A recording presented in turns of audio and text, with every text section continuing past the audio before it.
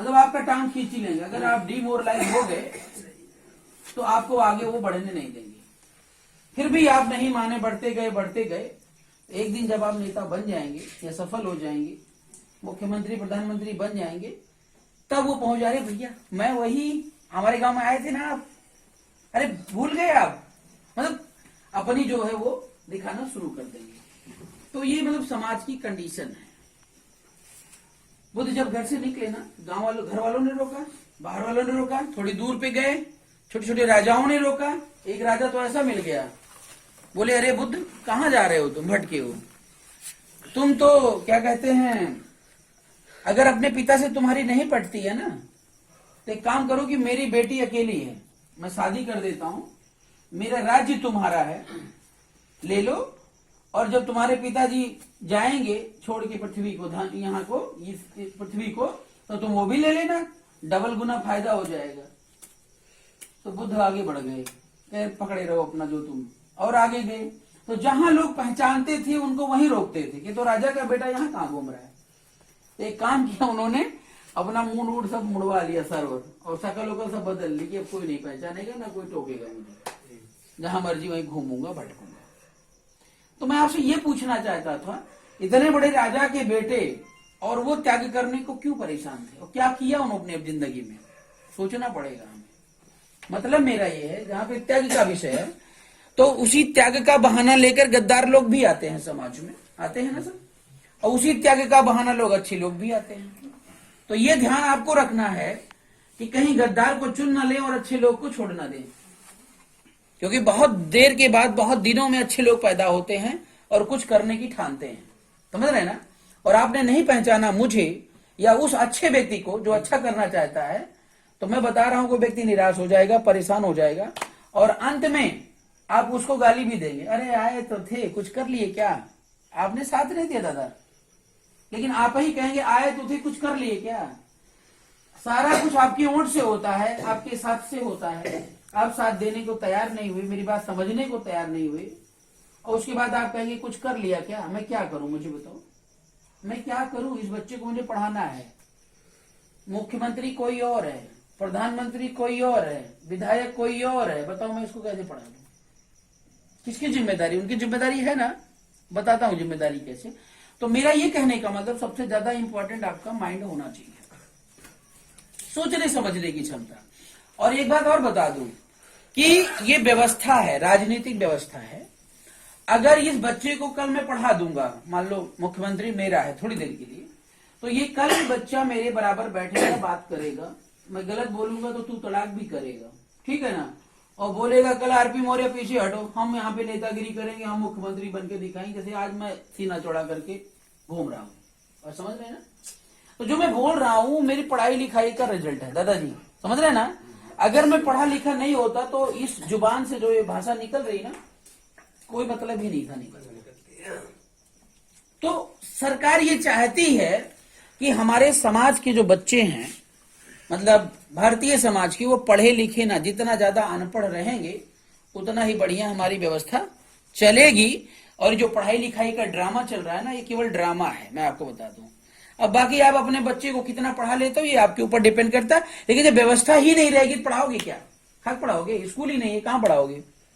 जैसे ये बच्चा है, इस बच्चे के माता पिता भी खेत में काम कर रहे होंगे, मान लेते हैं पढ़ाई करवाना, खेत में काम कर रहे होंगे।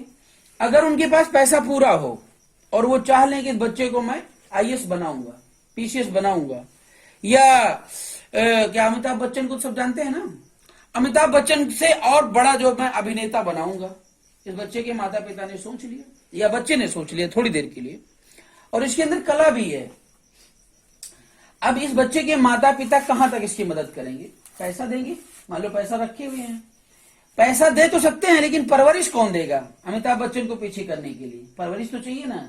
परवरिश का मतलब पालन पोषण, उस लेवल पे इसकी पढ़ाई, उस लेवल पर इसको एक्सपीरियंस, अनुभव, उस लेवल पर ट्रेनिंग जब मिलेगी तभी तो ये बच्चा अमिताभ बच्चन को पीछे करेगा।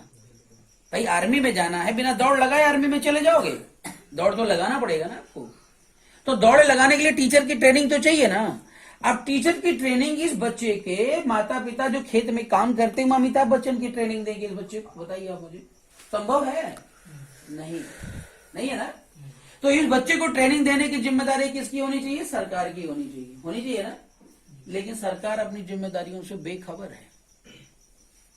और ये बच्चा अगर किसी माँ बाप का बेटा है तो ये हमारे समाज का भी बेटा है और ये हमारे देश का भी बेटा है। और अगर देश का बेटा है तो देश को हम क्या बोलते हैं? भारत माता। तो भारत माता का बेटा है कि नहीं है, है? और भारत माता का बेटा अगर दुखी तो भारत माता दुखी। दादाजी, भारत माता के बेटे के साथ अन्याय अगर हो रहा है तो भारत माता के साथ अन्याय हो रहा है, हो रहा नहीं हो रहा है? भारत माता के बेटे के साथ गद्दारी हो रही तो भारत माता के साथ गद्दारी हो रही है। तो क्या ये सरकारें गद्दारी नहीं कर रही हैं? और वही सरकारें भारत माता की जय बोलती रहती हैं, वही बोलती रहती ना। आई योगी आदित्यनाथ, कोई मैं तो चलो मान लो विपक्ष में हो गया, इस बच्चे की मदद करने के लिए, बच्चे को पढ़ाने लिखाने के लिए किसने मना किया है? मुझे बताओ। हमने रोका आप मत करो, आप बनाए रखो सरकार, हमें क्या दिक्कत है? हमारे को जो सुविधाएं चाहिए या जो भी चीजें जिसके हकदार हम हैं, वो हकदारी, वो भागीदारी मुझे दे दो, बनाओ सरकार। और सरकार बनाना आसान काम है। मतलब एक प्रधानमंत्री, मुख्यमंत्री अगर वास्तव में मुख्यमंत्री मैं बन जाऊं या आप बन जाएं तो आसान काम नहीं भाई साहब। एक मैं खाली प्रचार कर रहा हूं, मैं सर ने बता रहा हूं, रात को 3-4 घंटे ज्यादा नहीं सो पाता, खाली मैं प्रचार कर रहा हूं, अभी पार्टी की शुरुआत किया हूं। और जो मुख्यमंत्री हो गया अगर वो जिम्मेदारी संभाले तो मैं कह रहा हूं उसके लिए 1 भी मिनट सोने को नहीं मिलेगा, खड़े खड़े सोएगा वो। लेकिन अगर वो बेफिक्र हो जाए तो मैं तो कह रहा हूं कि कोई टेंशन ही नहीं है, सब आजाद है, सब संसार सुखी है, हमें कोई काम ही नहीं, हम आराम से खर्राटे भर रहे। जब मौका मिला निकले तो फोटो खिंचवाने के लिए मंदिर मस्जिद घूम लेंगे, कहीं गुरुद्वारा घूम लेंगे, कहीं मंदिर घूम लेंगे, मस्जिद, कभी हरिद्वार केदारनाथ चले जाएंगे और फोटो खिंचवा लेंगे ऐसे वैसे में, और टीवी वाले दिन भर लग जाए। इससे विकास होगा हमारे बच्चों में। बहुत सोचने मतलब बड़ी संकीर्ण मानसिकता है, मैं उसी पर फोकस करने जा रहा हूं। तो खैर ये बात त्याग की आ रही, इसलिए मैंने आपको बताया, आपको देखेंगे, ठीक है ना।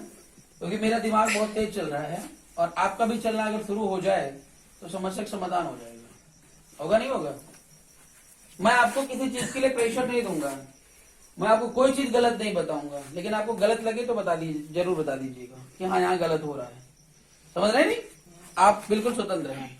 अरे दिखाई नहीं देगा यहाँ से, लाइट थोड़ा सही तो है, दिखाई दे रहा है, दिखाई दे रहा है, दिखाई देगा। बोर्ड में जो लिखा दिखाई दे रहा है सबको? सॉरी, लाओ मिटाने वाला लाओ। नहीं करने जा रहे हो तो तुम्हारे माता पिता तुम्हें पढ़ा पाएंगे? इतना पैसा उनके पास है? मैं नाई की दुकान पे बाल कटवा रहा था तो हमारे गांव के 2 ठाकुर लोग थे, वो मिले और एक पंडित दादा थे। तो बोले कि जो है क्या करने जा रहे हो बेटा? तो बताया मैंने जा रहा हूँ इंजीनियरिंग करने दिल्ली। बेटे अरे यही पढ़ लेते, फालतू में इधर उधर घूम रहे। तुम्हारे पिताजी क्या करते हैं? खेती करते हैं ना, इतना पैसा लगा पाएंगे? मतलब वो हमारा मोरल डाउन कर रहे थे। तो भाई छोटा सा इसी बच्चे की तरीके से था, 12वीं वही क्रॉस किया था। तो पापा जी से आके बोला, मैंने पिताजी ऐसी ऐसी बात थी, वो फलाने फलाने ये कह रहे थे। तो पिताजी ने बोला कि उनको ना पैसा देना है ना तुमको देना है, ना उनको देना है ना तुमको देना है, और तुम्हें पढ़ाई करनी तो तुम जाओ, उसकी टेंशन हमारी है। भाई पिता का एक विशाल हृदय देखिए। हो सकता है उनके पास 1 रुपया ना रहा हो, लेकिन उन्होंने मेरा मनोबल डाउन नहीं किया और हमने सोचने पर निकल पड़े। समझ रहे हैं ना? तो यही मैं कह रहा हूं कि जो बीआरपी है ये मेरा ना धंधा है ना पेशा है, ये हमारी मजबूरी है। मजबूरी का मतलब है जैसे कोई चीज, जैसे आप डॉक्टर है भैया, आप मोटर मैकेनिक है ना, आपके सामने मोटर चल नहीं रहा है, बर्दाश्त करोगे? रोक पाओगे अपने आप को? बताओ, रोक पाओगे? नहीं रोक पाओगे, जाके तुरंत बना दोगे। मैं अपने बड़े भैया की बात बताऊं, मेरे बड़े भैया जी भी प्रधान है इस समय, ठीक है ना, सौभाग्य से आपके साथी। तो वो भी बहुत मतलब महाभारत हो गया था तब जीते हैं जाके हमारे गांव में। 75 ठाकुर लगे थे, समझो आप, हराने के लिए अखंड प्रताप मौर्य को, सिर्फ इसलिए क्योंकि बहुत ईमानदार इंसान है, उसको हराना है। ईमानदार को लोग बहुत जल्दी हराते हैं। तो अपनी बारात में जब वो गए थे ना, तो बारात में जो जनरेटर था वो बंद हो गया और थोड़ा उनका दिमाग वैसा है, मतलब जैसे कोई चीज है तो बड़ी जल्दी वो समझ जाते हैं, बना देते हैं, इलेक्ट्रीशियन टाइप का। तो बचपन से ही हो रहा है। तो वो अपनी बारात में अपने पोशाक में ही, जब गर्मी का माहौल था और जनरेटर बंद हो गया किसी कारण से, ठीक है ना, तो जब वो और जो वहां के लोग थे वो थोड़ा पीछे हुए, तो यहाँ लोग शोर मचाने लगे, चिल्लाने लगे। तो वो उठ करके, जब तक मैं वहां पहुंचा तब तक वो उठ करके वो जनरेटर सही कर दिया। समझ रहे ना भाई, जब उनको पता है बीमारी, जैसे जनरेटर चल रहा है बंद हो गया, क्या कारण हो सकता है वो पता चल गया उनके दिमाग में, तो गए और सही कर दिए। ठीक है, तो मेरा यही कहने का मतलब, अगर आपके अंदर, आप एक डॉक्टर हैं तो पेशेंट को मरने नहीं देंगे, नहीं देंगे ना। आप किसान हैं तो आपके सामने आलू जो है ना, उसमें रोग नहीं लगने पाएगा, कुछ भी हो जाए। पड़ोसी होगा तो भी बता देगा, अरे भैया इसमें वो दवा लाके डाल दे यार, सही हो जाएगा, फालतू में ही परेशान हो रही है, कहेंगे नहीं कहेंगे। तो सेम वैसा ही समझ लो कि मैं एक समाज का जागरूक इंसान, पढ़े लिखे होने के नाते। दूसरी बात, हमने नौकरी को कभी लाइक नहीं किया, पसंद नहीं किया। तमाम लोग नौकरियों के लिए पैसे देते हैं, आप ऐसा मत लीजिएगा पैसा, तो तमाम लोग पैसे देते हैं। मेरा मतलब था कि मैं पढ़ लिख करके अंधाधुंध पैसे कमाऊंगा, ठीक है, जितना मेहनत को, और फिर मैंने किया भी। ऐसा नहीं है कि 24 घंटे में, मान के चलिए 18 घंटे 20 घंटे जो है मैंने मतलब काम किया है। मतलब सुबह 7 बजे से लेकर के